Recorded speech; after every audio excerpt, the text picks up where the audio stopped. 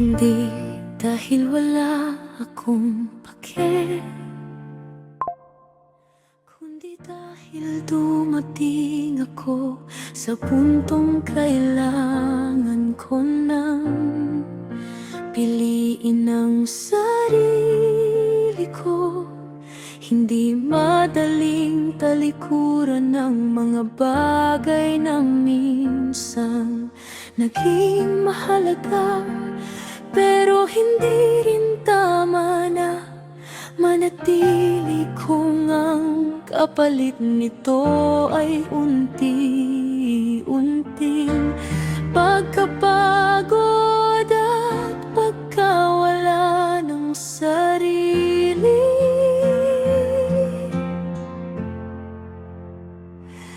Umalis ako dahil natutunan kong hindi lahat ng laban ay kailangang ipaglaban.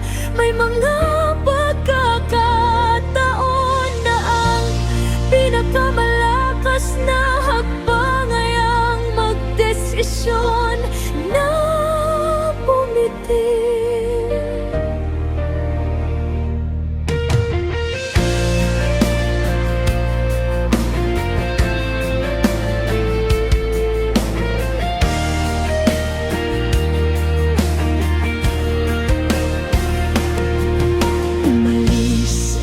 Dahil deserve kong maging masaya at magkaroon ng kapayapaan. Hindi dahil hindi ko kaya, kundi dahil napagod na akong mag-iisa.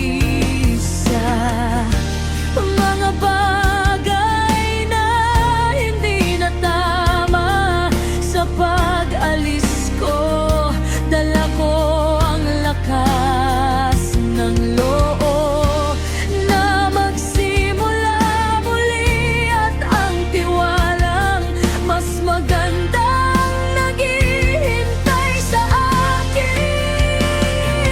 At sa bawat hakbang papalayo,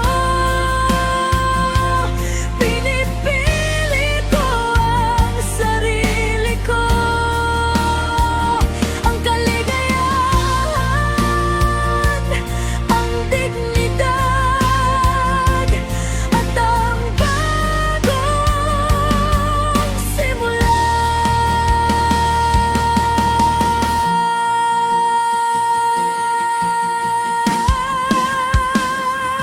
Umalis ako dahil natutunan kong hindi lahat ng laban ay kailangang ipaglaban.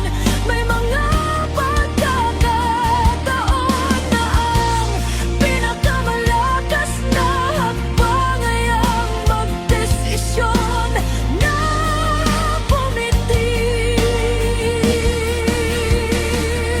Umalis ako dahil deserve ko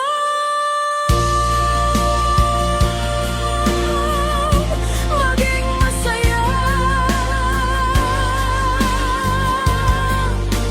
at magkaroon ng kapayapaan.